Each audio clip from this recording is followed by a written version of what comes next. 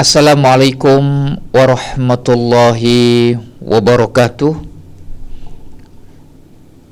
Innal hamdalillah nahmaduhu wa nasta'inuhu wa nastaghfiruh. Asyhadu an la ilaha illallah wahdahu la syarikalah wa anna Muhammadan abduhu wa rasuluh la nabiyya ba'dah. Wassalatu wassalamu ala sayyidina wa habibina wa syafi'ina Muhammad sallallahu alaihi wasallam wa ala alihi wa ashabihi wa man tabi'ahu ila yaumiddin, amma ba'du. Para pemirsa, Bapak Ibu, saudara-saudari sekalian, dan seluruh santri-santriawati Pondok Pesantren Ihsanul Fikri Pabelan, Mungkit, Magelang, Jawa Tengah, dimanapun Anda berada.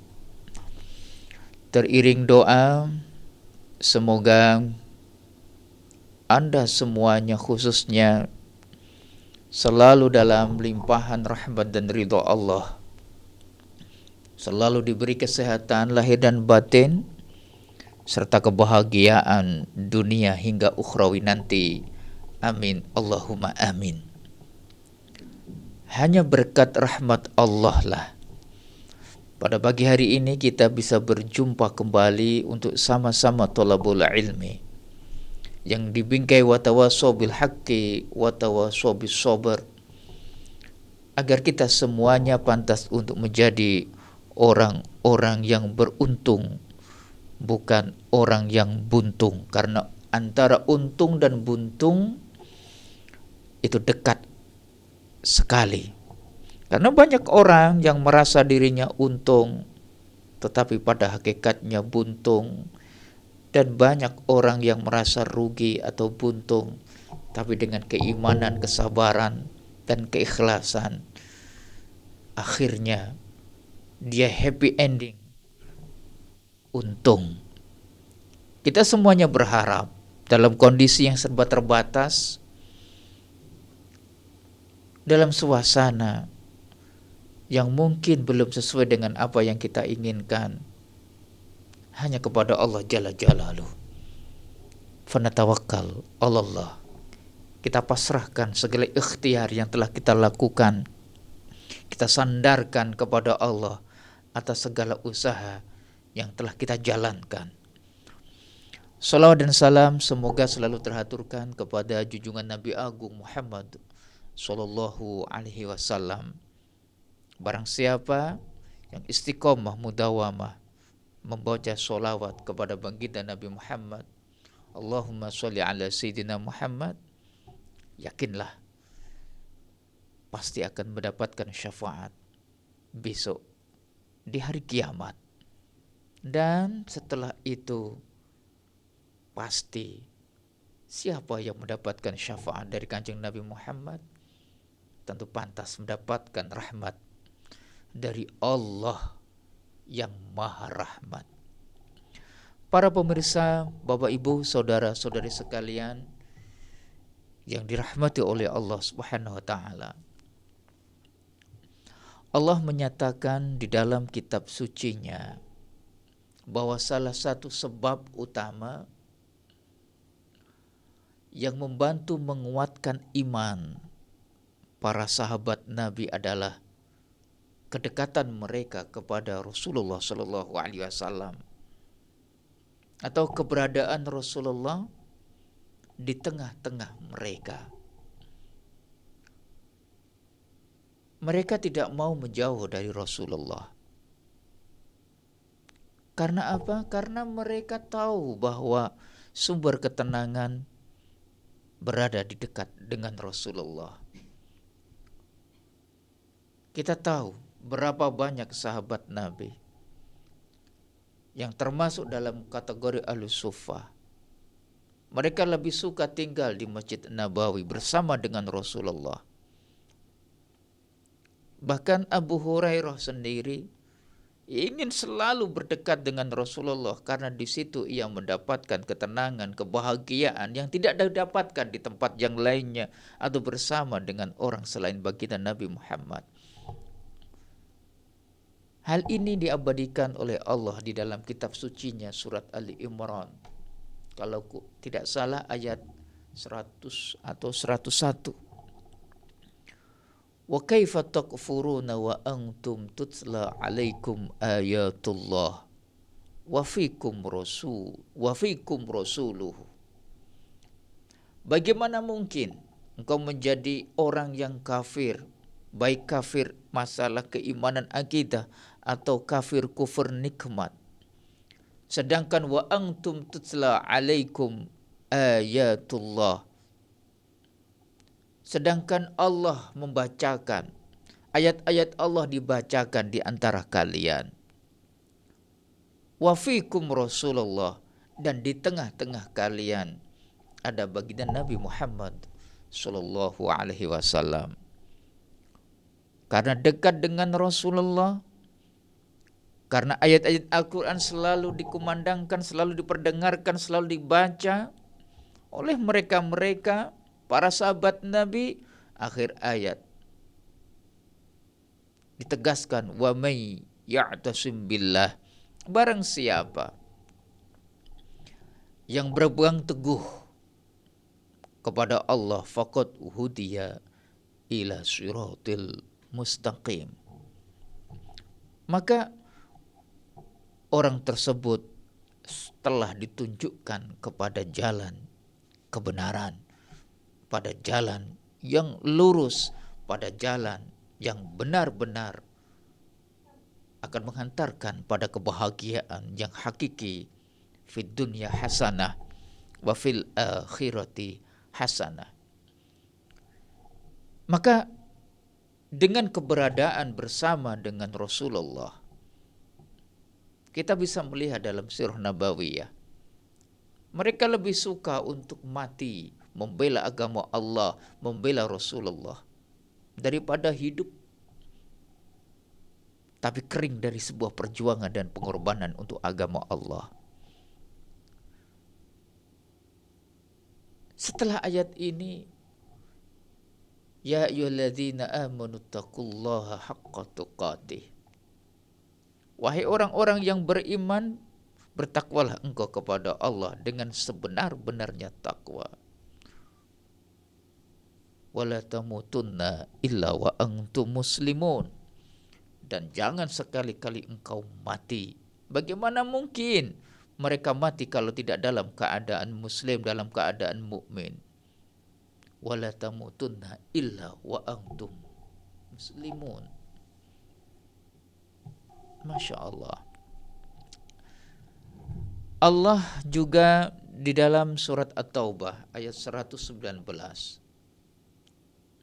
menjelaskan kepada kita semuanya yang mungkin masih ada sangkut pautnya ketika para sahabat Nabi bersama dengan Rasulullah bisa menggelorakan semangat juang keimanan, bisa memberikan satu ketenangan. Maka ayat At-Taubah 119 menjelaskan kepada kita semuanya, a'udzubillahi minasyaitonir rajim, ya ayyuhalladzina amanu taqullah, wahai orang-orang yang beriman, bertakwalah engkau kepada Allah, wa kunu ma'as-shadiqin, dan hendaklah kalian bersama dengan orang-orang yang jujur, yang benar.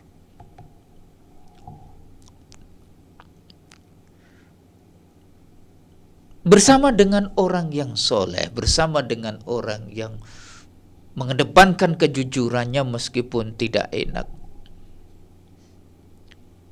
Dalam kategori, dalam fenomena sekarang ini, sing jujur itu kan mesti ajur.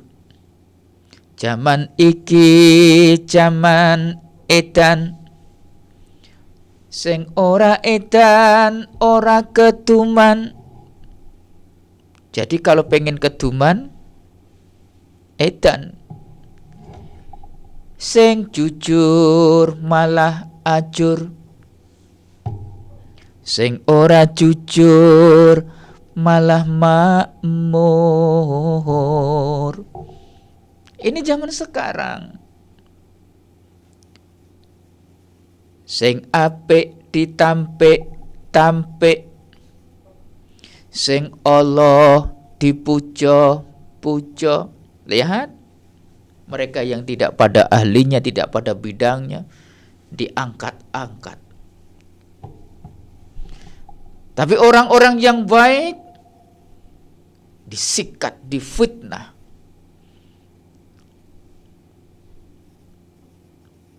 Pantaskah, relakah kita orang yang sekelas Ustadz Adi Hidayat dituduh, difitnah, menggelapkan dana uang yang akan disedekahkan kepada saudara-saudara di Palestina? Tidak, sama sekali tidak. Kita tidak rela. Tapi ini fakta. Orang yang soleh seperti itu, kita memandangnya walaupun lewat YouTube, kadang itu pasti menenangkan hati kita. Kita mendengarkan tausiahnya, kita adem.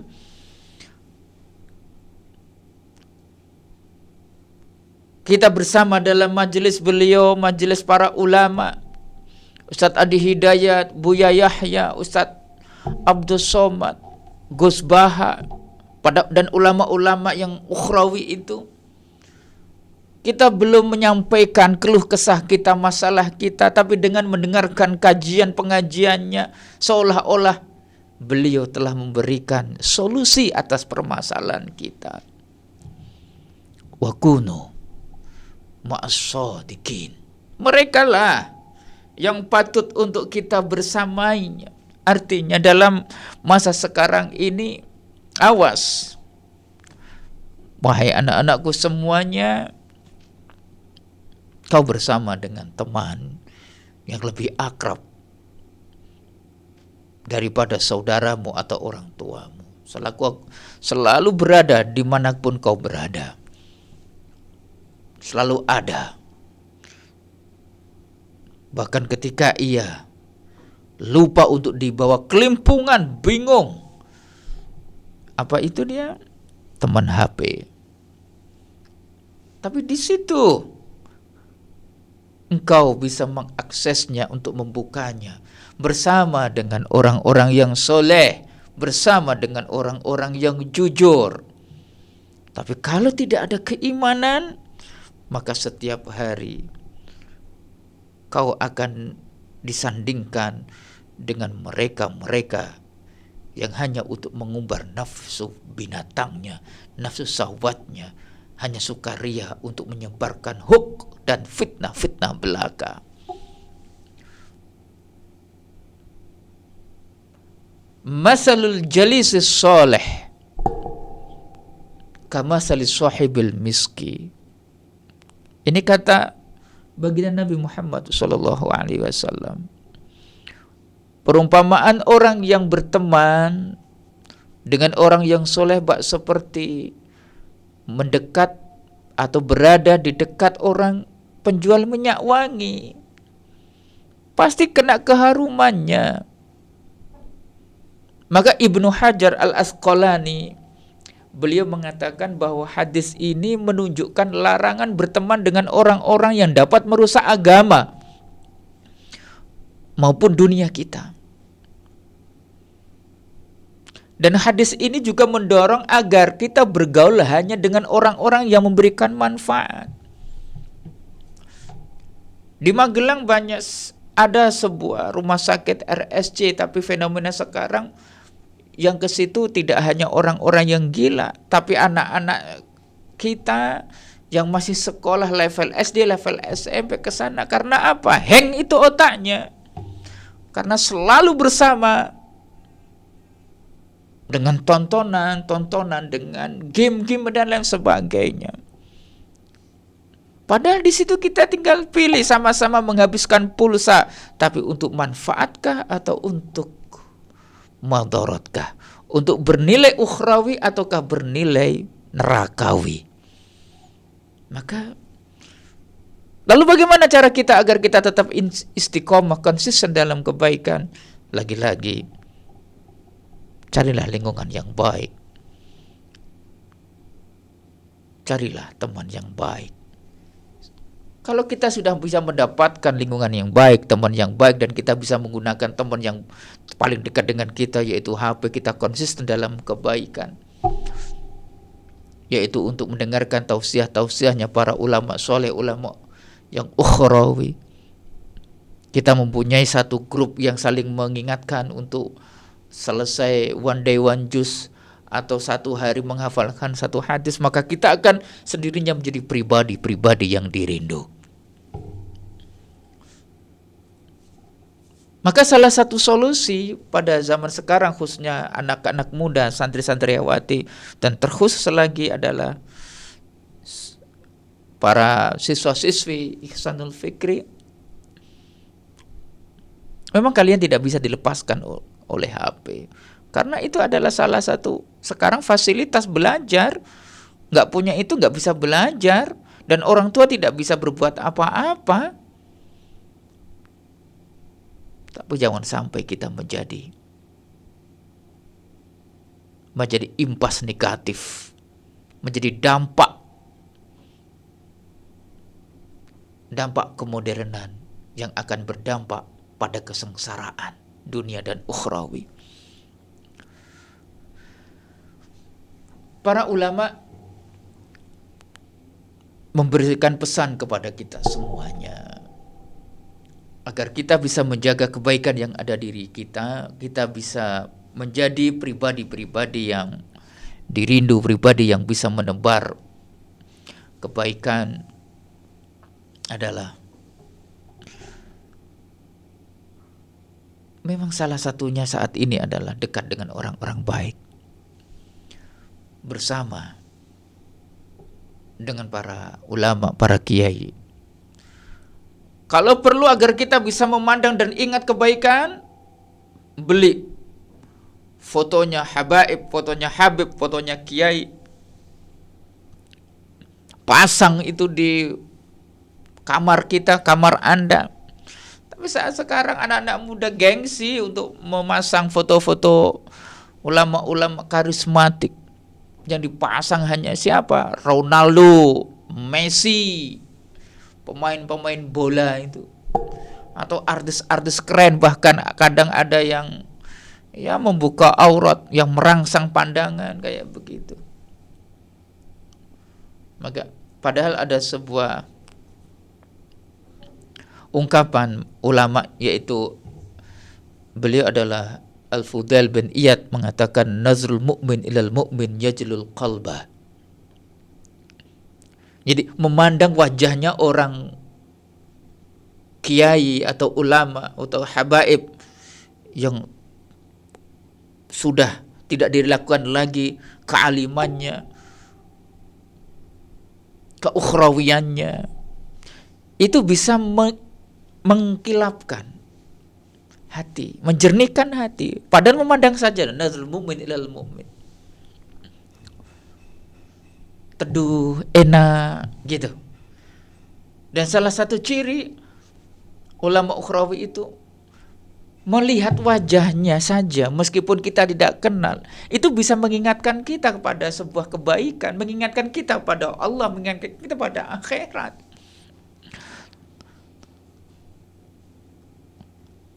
Mungkin kalian ada yang berkata dalam hati, loh, saya melihat wajahnya Ustadz Muhtadi kok enggak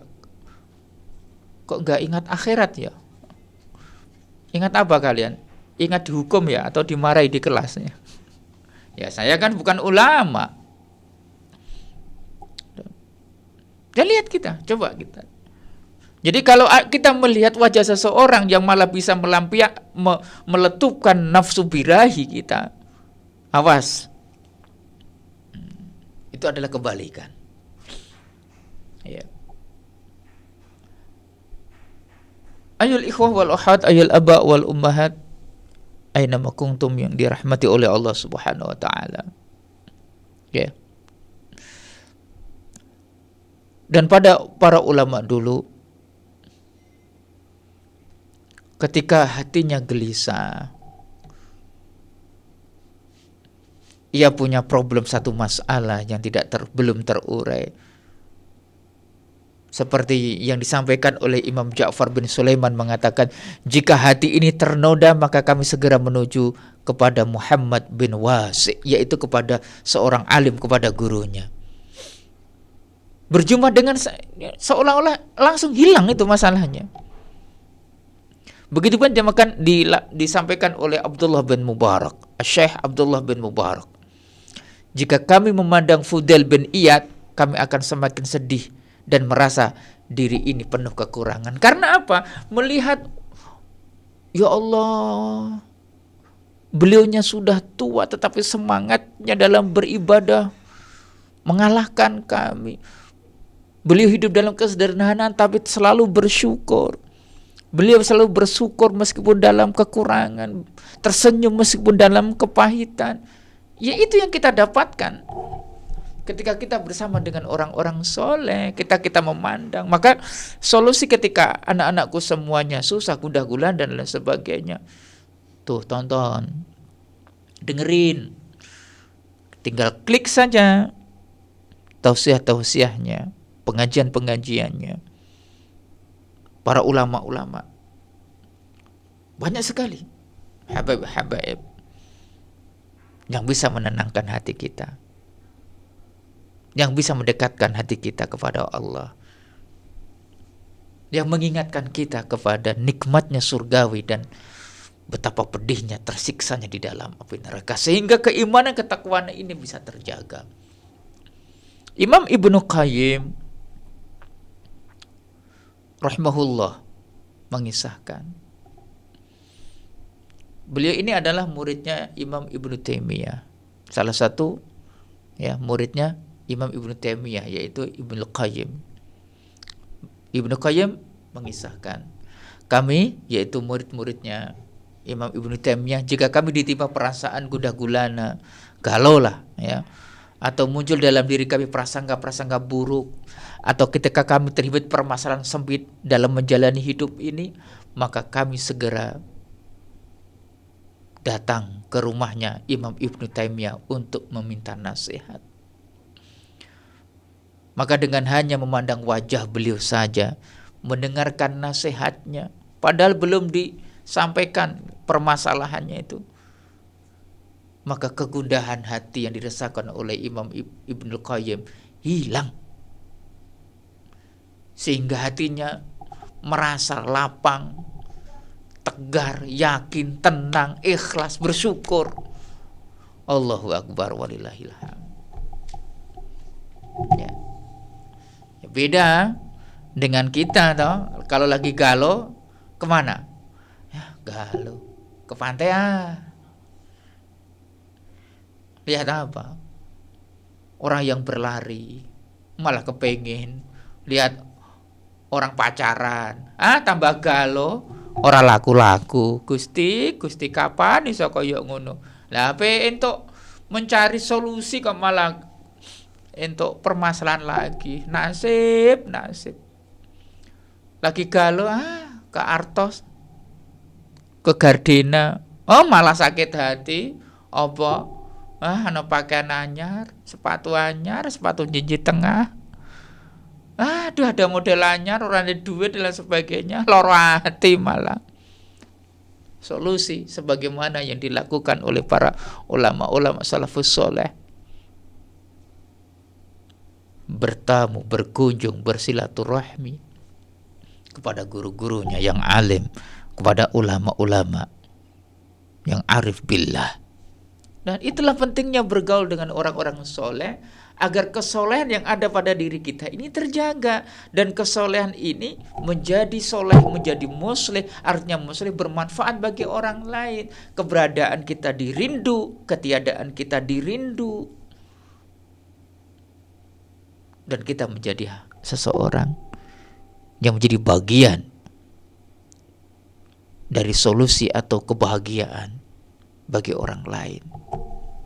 Lebih lanjut, Imam Ibnu Qayyim rahimahullah menyampaikan, mujalasatus sholihin, duduk bersama dengan orang-orang soleh, tuhawwiluka min sittatin ila sittatin, akan merubahmu dari 6 keadaan menuju 6 keadaan.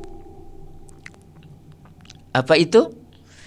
Minasyakki ilal yakin.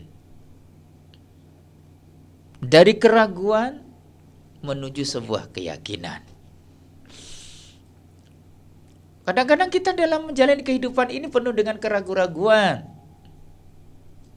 Nanti piye yo. Tapi ketika kita bersama dengan berduduk mendengarkan nasihat, bersama dengan orang-orang yang soleh, arif billah, maka keraguan itu hilang, berubah menjadi sebuah keyakinan. Lewat nasihat-nasihatnya. Lewat kadang salah satu nasihatnya mungkin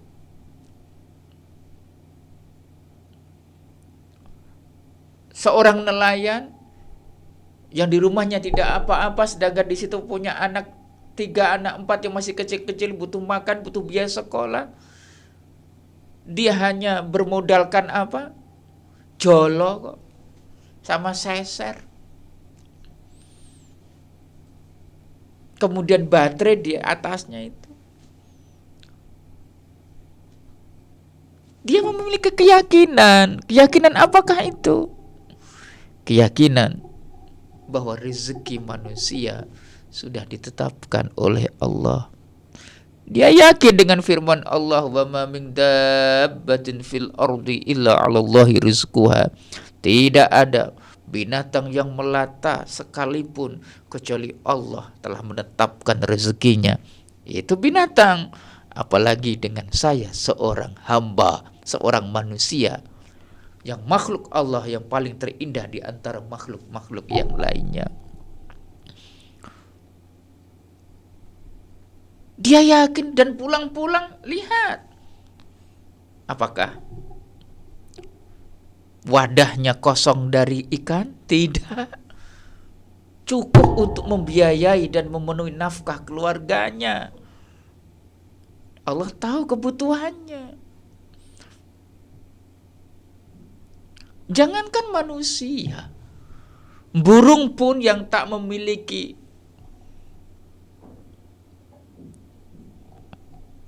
kalau otak punya, tapi akal untuk berpikir dan nggak punya toh. Dia hanya memiliki intuisi, hanya memiliki rasa gitu kan. Tapi nggak bisa untuk diajar pikir. Yakin taghdu khimasan wa taruhu bitonan di dalam hadisnya. Karena dia yakin. Mendengar hal ini,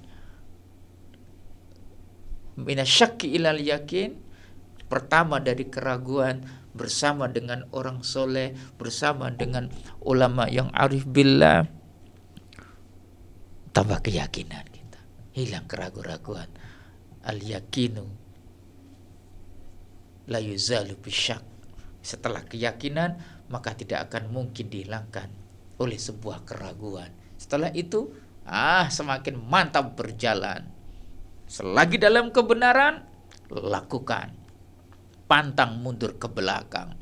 Biarkan anjing menggonggong, kafilah tetap berlalu.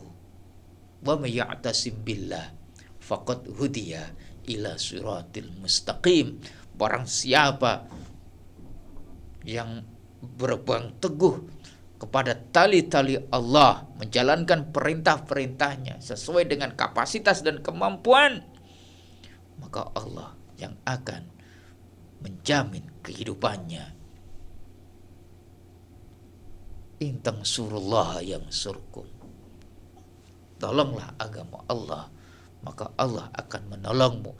Ikhfazillaha yakhfazka. Jagalah agama Allah, maka Allah akan menjaga kehidupanmu.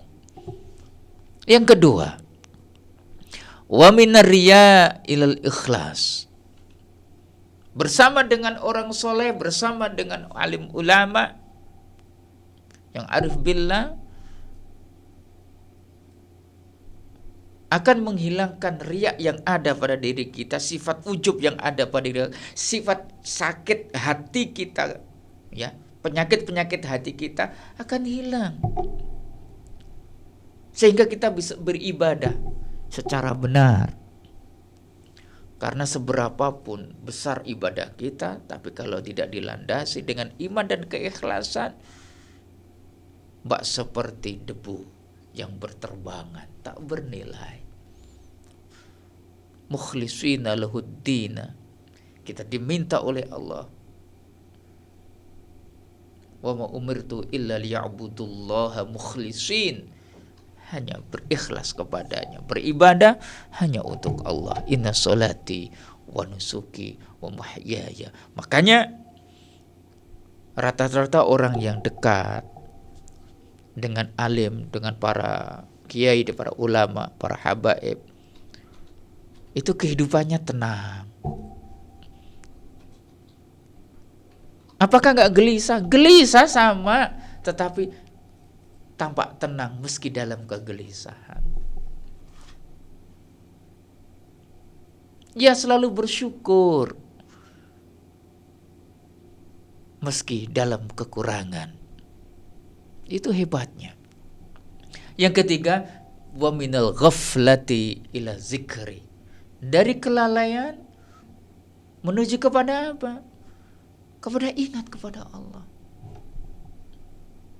Innal insana makhlul khata' wan nisyan. Lupa itu wajar. Tapi kalau pura-pura lupa, kalau lupa terus, itu berarti kurang ajar.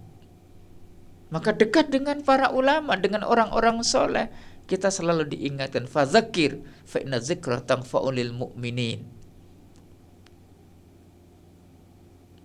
Ya tadi itu masal jazil soleh, perumpamaan orang yang duduk bersama dengan orang-orang soleh. Walaupun duduk saja loh, itu pasti terkena. Mbak seperti orang yang dekat dengan penjual minyak wangi, nggak membeli, iya, tapi kalau dekat, nggak usah lah membeli, toh ya kena baunya. Pulang-pulang, mas kok wangi? Beli minyak ya? Enggak, kok wangi? Tadi duduk di dekat penjual minyak. Orang tuku ya kena wangi nih, apalagi beli ya. Nah, kita akan diingatkan selalu. Dan orang yang baik adalah membuka dirinya.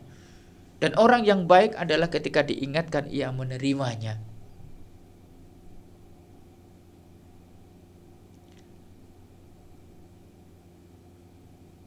Eling lan waspada.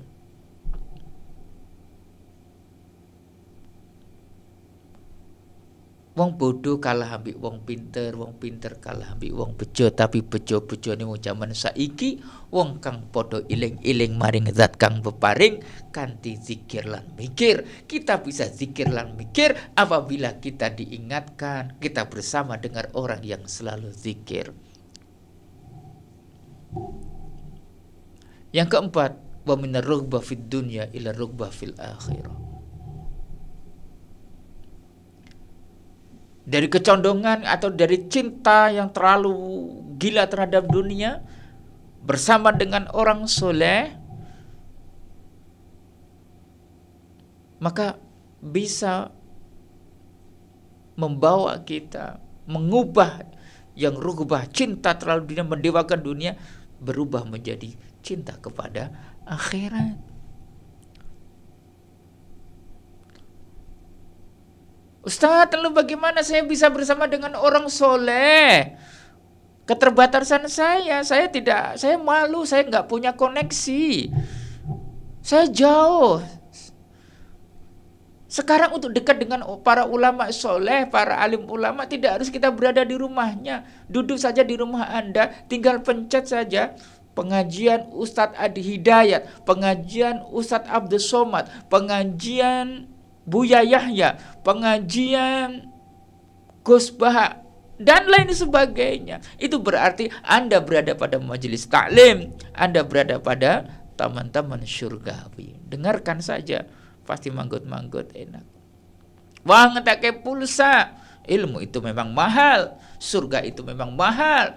Tetapi kalau dibandingkan kemanfaatan yang didapat dengan pulsa yang hilang, ilmu itu lebih bermanfaat. Akhirnya hati ini tenang karena kita tahu tujuan hakikat diciptakannya kita, dan kita tahu hakikat hidup di dunia ini. Dunia sementara, akhirat selama-lamanya. Orang kaya mati, orang miskin mati, raja-raja mati, orang biasa mati, semua mati menghadap ilahi. Termasuk Pak Muhtadi, orang dari Padi, mati kabeh. Nah itu. Sama-sama mendengarkan, sama-sama mendengarkan lagu. Ada lagu yang bisa merasuki nafsu birahi. Ada lagu-lagu yang bisa mengingatkan kita kepada kebaikan. Ya, misalkan lagu-lagu Anda tahu sendiri. Gibiye, gibiye, gibiye. La la la la la la la. Cara syair-syairnya kan yang negatif itu. Tapi kalau lagu-lagu Ahmad ya habibi, habibi, habibi salam, habibi, langsung ingat kepada Rasulullah. Jangan-jangan kalau Anda malah ingat kepada Sabian ya. Tapi minimal kita bersolawat. Ma'asalama fi amani syaikhona, Allahu rabbi irhammu rabbi ruhina ya rabbana. Syairnya itu ya. Daripada lagu-lagu yang manisnya madu tak semanis senyummu. Itulah yang ingat sesuatu hal yang repot itu ya. Ini tinggal kita pilih mana. Wong ada di dalam ya jempol dua kita ini kok. Yang kelima, faedah bersama dengan orang-orang soleh adalah wa minal kibari ila tawadhu'i. Nah, ketika manusia itu memiliki sesuatu yang tidak dimiliki oleh orang lain, maka kecenderungan untuk merasa bangga dan sombong itu pasti ada. Karena setan tidak akan pernah membiarkan orang baik itu sempurna di dalam kebaikan. Maka agar hati kita ini terjaga dari kesombongan, bersama dengan orang-orang soleh, kita akan ditentukan. Sebesar apapun, sehebat apapun manusia tak akan bisa mampu untuk membuat gunung. Sepinter apapun manusia tidak akan pernah bisa membuat burung yang bisa terbang. Lah iku montor mabur gede, coba buat seperti kata Allah, innallaha lastahi ayyadriba masalan ma ba'udatan fama fawqaha. Allah tidak malu membuat perumpamaan dengan menyebut nyamuk. Coba nyamuk yang kecil itu, ya Allah, punya kaki coba untuk bisa berjalan. Kira-kira kaki ini ku ono urate rak ya. Kok iso ya? Ono otote ora kuwi. Kok iso? Ya Allah Gusti. Kok ono sayapnya kecil kok bisa kok ono suarane kok iso ngambil darah lho. Padahal manusia kalau ngambil darah itu pasti menggunakan alat suntik. Gede loh yuk. Tapi nyamuk kok iso ya? Dan terkadang tidak sakit, tidak merasa yang digigit ya. Kok iso ya? Nyamuk kok do kawin ya. Lah kira-kira maaf alat kelaminnya kaya apa gedene ya? Apa ya ana urat-urate ana kok iso ya cilik kaya ngono ya? Kalau manusia bisa membuat patung-patung besar wajar. Gede. Coba lihat yang sekecil itu tuh. Innallaha la yastahi ayadriba masalan ma ba'udatan fama fawqaha. Maka di dalam ayat surat Al-Waqiah, afara'aitum ma tumnun a'antum takhluqunahu am nahnul khaliqun. Masya Allah, ditantang oleh Allah. Afara'aitum ma tumnun, apakah engkau tidak melihat Bagaimana engkau diciptakan, dari manakah engkau asal mula diciptakan. A'antum takhluqunahu am nahnul khaliqun. Apakah engkau yang menciptakan itu semuanya ataukah kami Allah yang menciptakannya? Nah, artinya dari kesombongan, sifat-sifat yang mengarah ke kesombongan, bersama dengan orang soleh menjadi insan-insan yang mutawadi, mentawadu alillah rafa'ahullah. Barang siapa yang tawaduk karena Allah, maka Allah akan mengangkat derajatnya. Yang terakhir, yang keenam, wa min su'in niyah ilan nasihah. Bersama dengan orang-orang soleh, lewat pengajiannya, lewat buku-bukunya, lewat nasihatnya, niat-niat jelek, niat-niat yang tidak lurus akan menjadi niat yang baik, sehingga niat yang baik tersebut akan melipatkan pahala dari kebaikan yang kita lakukan, dari langkah-langkah kaki yang kita jalankan menuju masjid, musholla, majelis taklim, silaturahim kepada guru, keluarga, dan handai taulan kita. Saudara-saudara sekalian yang dirahmati oleh Allah Subhanahu wa taala, demikian yang dapat saya sampaikan. Kurang lebihnya saya mohon maaf bila ada kata yang salah, jika ada sikap yang khilaf.